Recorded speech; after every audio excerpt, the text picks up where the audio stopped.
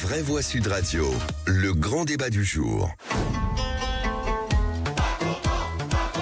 Rendez-vous pour examiner le dernier rapport sur les frères musulmans. Le président a sèchement recadré ses ministres. Donc toute cette histoire m'a mis en colère. Ça va pas, cool. Malgré l'urgence, le président Macron ne demande pas d'action immédiate. Et ça va péter. D'accord, faisons comme ça. Emmanuel Macron a donc sèchement recadré ses ministres à propos de l'entrisme des frères musulmans, des propositions jugées pas à la hauteur, des fuites du rapport qu'il avait même commandé. Ça ne va pas, ce n'est pas sérieux, a lancé le chef de l'État en visant bien entendu Bruno Retailleau et Gérald Darmanin. Alors parlons vrai, est-ce qu'au cas où Retailleau ou Darmanin franchissaient le Rubicon et démissionneraient, est-ce que cela créerait une crise politique? Et à la question recadrage de Retailleau et Darmanin, Macron risque-t-il de causer leur départ du gouvernement? Vous dites oui à 52%. Vous voulez réagir? Le 0826 300 300. Et Luc Gras est avec nous, politologue. Bonsoir Luc, merci d'avoir accepté notre invitation. Philippe Bilger.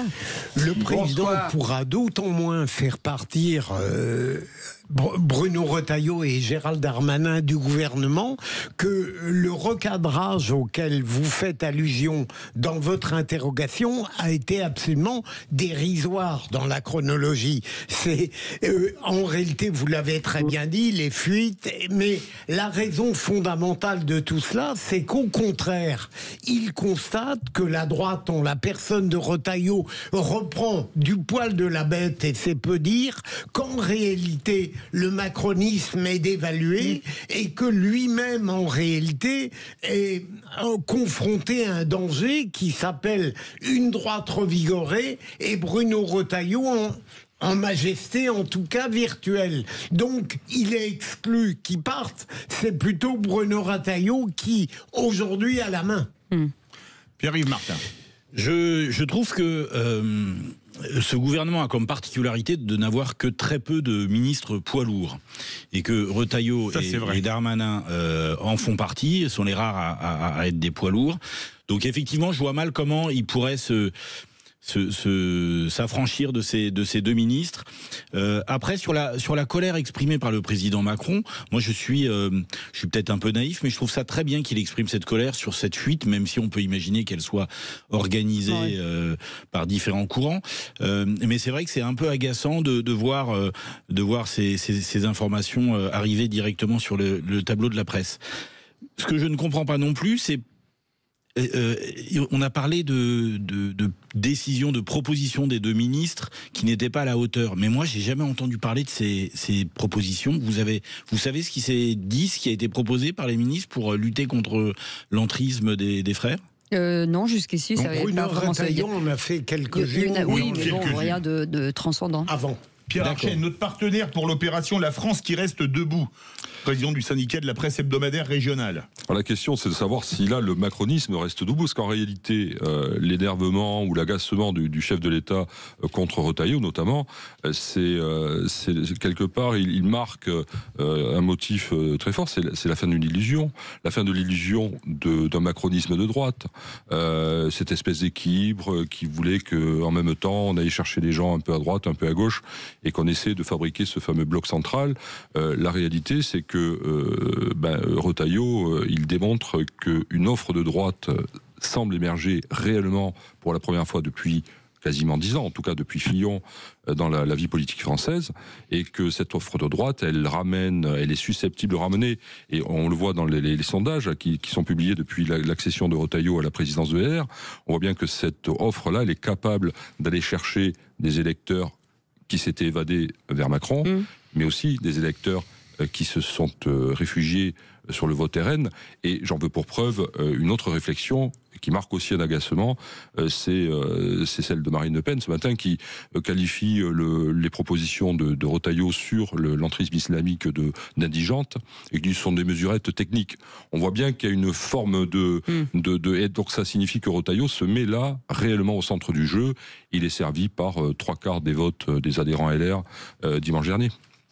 Luc Gras, alors c'est étonnant parce qu'on parle de Retailleau et de Darmanin, mais la surenchère de Gabriel Attal, pas un mot en fait. Et là, pour le coup, c'est une vraie surenchère suite à ce dossier. Oui, ben on le voit bien, ça fait donc l'expérience Macron qui dure depuis 8 ans aboutit à ce que Gabriel Attal dise aujourd'hui le contraire de ce qu'il disait hier, à savoir obliger toutes les jeunes filles à ne pas avoir le voile jusqu'à 15 ans, et puis Macron qui se réveille sur ces thématiques-là. Le problème, c'est que l'interlocuteur précédent disait le macronisme de droite c'est fini, mais on a un peu l'impression que c'est que le macronisme est fini, et pour une raison simple, c'est que le macronisme n'était pas une idée politique, elle était d'abord avant tout un prérequis économique de servir la politique de l'offre en économie, mais ce n'a jamais été une colonne vertébrale politique. Donc là, évidemment, à partir du moment où Retailleau a été élu de manière très large au sein de LR, eh bien Macron, à chaque fois, il nous fait des sautes un peu d'humeur, et la dissolution en était une, et là, on a un peu l'impression qu'il prend ombrage du fait que Bruno Retailleau se positionne sur ces thématiques. Et donc, peu importe le contenu, finalement, il est un converti de la dernière heure sur les questions concernant l'entrisme de l'islamisme dans ce pays, mais c'est bien trop tard. Est-ce que quelque part, cette remise, on va dire cette remontée de cale, on va dire ça comme ça de manière un peu triviale, elle pourrait pas un jour, comme Macron est quand même quelqu'un d'un peu impulsif, se retourner contre lui? Parce que imaginons que Retailleau dit voilà, moi ça me convient pas, je quitte le gouvernement et LR ne les soutient plus. Est-ce que là, il se retrouverait pas vraiment un peu... Ce serait compliqué. Ce serait un peu compliqué pour lui, Luc Gras. Oui, mais l'homme fort, c'est pas Macron, c'est Retailleau. Retailleau, c'est lui qui va décider, c'est lui qui va être le maître des horloges, c'est lui qui va décider. À un moment, il faudra bien qu'il quitte le gouvernement pour aller dans la perspective de 2027, organiser pour le moins sa famille politique. Mais c'est clair que c'est plus Macron qui a la main. Et en réalité, il va pas partir maintenant, Retailleau, parce que c'est pas l'intérêt. Il est très exposé médiatiquement avec le ministère de l'Intérieur. Il est en train de délivrer une forme de programme et il est en train de créer une image, contrairement à ce que disait Laurent Wauquiez d'ailleurs, du candidat anti-Macron. Et c'est sa puissance, et François Fillon l'a rappelé d'ailleurs pas plus tard qu'aujourd'hui, en réalité, Retailleau est le véritable candidat anti-Macron, avec tout ce que ça avait de délétère, notamment sur les questions de pouvoir d'achat et de sécurité. Je rejoins totalement ce que vous venez de dire, Luc Gras, et c'est d'autant plus vrai que Bruno Retailleau, avec cette élection éclatante à la tête des Républicains, comme il le souhaitait, va renforcer son rôle ministériel au sein d'un gouvernement où, comme l'a dit Pierre-Yves, il est l'un des poids lourds, le plus incontestable. Mais ma question est celle-ci: est-ce que vous ne croyez pas qu'Emmanuel Macron est sujet aujourd'hui à une forme d'énervement politique, dans la mesure où il a à subir ce hiatus entre une pratique internationale où il n'est pas médiocre de mon point de vue, ou même sur certains sujets il est irréprochable, et puis une vie nationale où, mon Dieu, ça grince et ça grippe. C'est pas facile pour lui à l'intérieur. À l'extérieur, ça va mieux. Alors, je suis tout à fait d'accord, Philippe, dans ce sens où on peut dire qu'en politique internationale, il fait le job sur l'Ukraine, sur les malheurs au Moyen-Orient, donc on est d'accord là-dessus. Mais en réalité, le problème d'Emmanuel Macron, semble-t-il, c'est qu'il est comme une forme de parenthèse. Il n'a jamais, en vérité, réussi à établir un lien avec le peuple de France. Il y a toujours eu un décalage. Sa campagne électorale 2017 laissait espérer qu'il pourrait entendre le ras-le-bol des Français, mais en réalité, en politique internationale, c'est quand même indépendant du peuple de France, c'est les intérêts de la France au sens international. Donc effectivement, il fait un parcours qui est respectable. Mais sur le problème de la politique française, les aspirations des Français, les ressentis des Français, il n'a jamais réussi véritablement, et peut-être parce qu'il n'a pas eu de mandats électoraux successifs, de terrain, etc.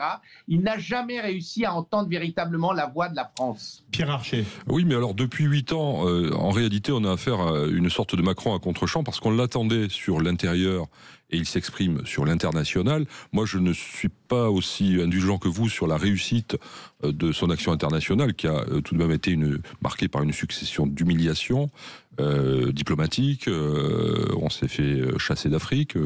Alors, même si Macron n'a pas l'entièreté de la responsabilité, hein, ça vient de plus loin, mais enfin, on s'est fait chasser d'Afrique, etc. Quant à son action qui est, alors pour le coup, presque sarkozyste au sens du volontarisme sur l'Ukraine, notamment, ou sur le sujet palestinien ou israélo-palestinien, il est un peu tôt pour en juger. Je crois c'est à la fin du marché qu'on ramasse... on compte les bouses. Qu'on compte les bouses. Voilà, qu'on compte les bouses. C'est à la fin du bal qu'on paye les musiciens, si vous préférez. Voilà. Moi, je suis pas complètement d'accord avec l'analyse de Monsieur Gras. Je trouve que faut pas avoir la mémoire trop courte, et que en 2017, le président Macron, enfin le candidat Macron, je pense que moi c'est pendant la campagne électorale de 2017 qu'il a justement réussi à créer un lien fort avec l'opinion, avec le peuple français. Ça a peut-être duré quelques mois et seulement le temps de la campagne, ou peut-être quelques semaines ou quelques mois après son élection 2017, mais je me souviens quand même d'une espèce d'image hyper forte, d'un élan populaire derrière lui, autour de cet homme est en train de révolutionner la politique, il vient de nulle part. On sortait d'un Hollande avec des scores. Ouais, peut-être, mais enfin, ce qu'il a fait, c'est quand même aucun autre président de la République n'a réussi à se faire élire de cette façon-là. Il est arrivé en mode éclair, et donc du coup, c'est pour ça qu'on y a mis. Personne le connaissait 3 ans avant son élection. Exactement. Donc je trouve quand même qu'il y a effectivement eu un lien fort pendant cette campagne, et c'est vrai qu'après, tout de suite après, il y a eu ces 2 ans d'attentisme où il s'est pas passé grand chose. Il y a eu un emballement médiatico-politique autour de Macron en 2017. Moi, je vous rappelle quand même son score de premier tour. On est sur 18% des inscrits. Moi, je n'appelle pas ça une vague ou un soutien populaire qui vient des profondeurs du pays.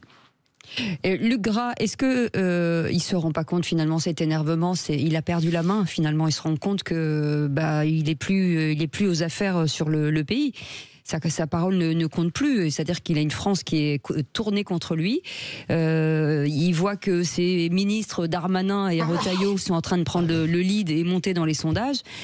On n'est pas plutôt sur cette colère-là finalement? Tournant de on va dire la période Macron, c'est évidemment juin 2024 avec cette dissolution. C'est là le tournant. À partir de là, sous la Ve République, il eût été possible et raisonnable que le président prenne un petit peu de recul, aille sur son inventaire, et à la manière de Jacques Chirac et avec la méthode de François Mitterrand, de n'intervenir que ponctuellement pour vraiment aller chercher et écouter l'opinion publique, et à certains moments faire preuve de son autorité. Le président de la République sous la Ve République, c'est la clé de voûte des institutions, qu'il prenne la parole à cette occasion. On a le sentiment que depuis la dissolution, le président Macron n'a pas réussi à prendre la bonne distance. Alors je suis assez d'accord avec ce qui a été dit avant, hein. On peut dire qu'il a entendu les Français au moment de la campagne de 2017 et que ça s'est effiloché, peut-être que pendant quelques mois ça a encore marché. Ça c'est pas le sujet. Le sujet, c'est que on sent que, vous voyez, par exemple dans l'opinion publique, il y a un sentiment qui ressort très souvent maintenant, c'est la colère. Et alors, on n'est pas loin de penser que les conseillers en communication autour de Macron lui aient dit qu'il faudrait peut-être marquer des coups comme ça. En plus, l'arrivée de Retailleau, ça l'a énervé. Et donc, il n'a pas réussi, et pendant le temps où il avait une majorité absolue, et maintenant, à prendre, semble-t-il, la bonne distance. Pour suivre la voie empruntée par Cécile, là, à l'instant, il est important de voir aussi que, à cause de la dissolution, il n'a pas osé, au dernier moment, évoquer le référendum. Il a eu peur de retomber dans les mêmes errements. C'est très intéressant de voir à quel point il a perdu énormément d'initiatives. Allez, Pierre est au standard à 0826 300 300. Une réaction, Pierre? Oui, je crois que pour exister en national, Macron fait du Mitterrand comme sous la cohabitation de 86. Alors certes, il joue les troubles faits, mais en poussant Retailleau à la sortie, bien sûr, il ouvre un boulevard élyséen à Retailleau.